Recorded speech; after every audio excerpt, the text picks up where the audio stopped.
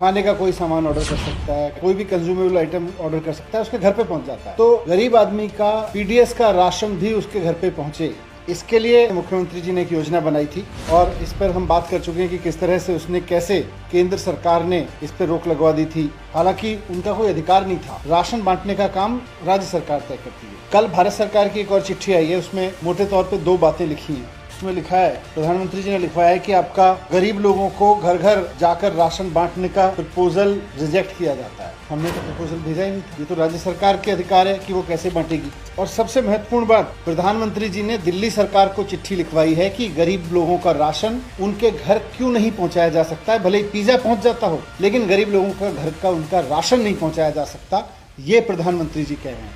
प्रधानमंत्री जी ने जो बहाने दिए हैं कि गरीब लोगों का राशन उनके घर नहीं पहुंचाया जा सकता, उसमें मोटे तौर पे 5-6 चीजें उन्होंने लिखवाई हैं। उसमें लिखा है कि भाई आपने ये नहीं बताया साहब इसका प्राइस क्या होगा। अरे आप हमसे पूछ लेते प्राइस क्या होगा, हम बता देते। हम अब बता देते हैं कि साहब जो भारत सरकार ने रेट तय कर रखे हैं उससे ज्यादा नहीं होगा, हमारी योजना में लिखा है। लेकिन आपने तो पूछा ही नहीं। जिसके घर राशन जाता है पता कैसे चलेगा, उसका पता ठीक है, कैसे इंश्योर करोगे उसका पता ठीक है। कि ये जो गरीब लोग हैं ये तो पतली पतली गलियों में रहते हैं, तंग गलियों में रहते हैं, वहाँ पे राशन कैसे पहुंचाओगे। कि ये गरीब लोग तो मल्टी स्टोरी बिल्डिंग्स में भी रहते हैं, वहाँ मल्टी स्टोरी बिल्डिंग्स पे राशन कैसे पहुंचेगा।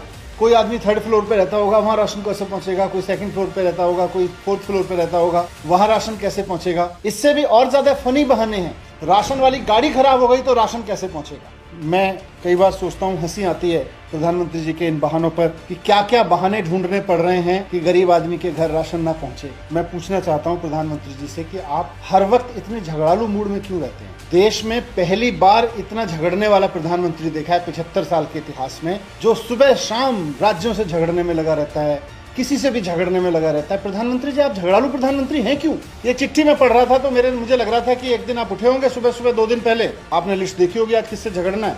अच्छा, आज केजरीवाल जी से झगड़ना है। मैं कहना चाहता हूँ प्रधानमंत्री जी, आप सिर्फ झगड़ने के बहाने ढूंढने के लिए इस तरह के बहाने ढूंढ रहे हैं। अगर आपको नहीं पता कि तीसरी मंजिल पे राशन कैसे पहुंचाया जा सकता है, तो मैं आपको कहूँगा कि आज हमारे देश के युवा चांद पे राशन पहुंचाने की औकात रखते हैं। इस देश के युवाओं की आज इतनी औकात है कि अगर आप उनको राशन देके कहेंगे चांद पे पहुंचा के आना है, वो चांद पे पहुंचा देंगे। आप कह रहे हो 3rd फ्लोर पे नहीं पहुंचा पाएंगे युवा। रोज सुबह उठ के अपनी लिस्ट चेक करने से कि आज किससे झगड़ना है, उससे बात नहीं बनेगी। आपके इस झगड़ालू स्वभाव से देश की जनता तंग आ चुकी है। अब जनता चाहती है कि आप देश चलाएं, ये झगड़ना बंद करें, रोज रोज झगड़ना बंद करें, बड़ी सोच रखें। लोगों की सबसे बड़ी समस्या यह है कि दुकानें नहीं खुलती। लोगों की सबसे बड़ी समस्या है कि दुकानों के सामने लाइनें लगी रहती हैं। इस सब समस्या का समाधान हम बता रहे हैं कि भाई इसका समाधान है कि जो आदमी जहाँ रहता है उसके घर पे पैक्ड पीस के राशन पहुँचा दिया जाए। तो ये सारी बेईमानी रोकने के लिए इन 73 लाख लोगों के लिए ये योजना बनाई।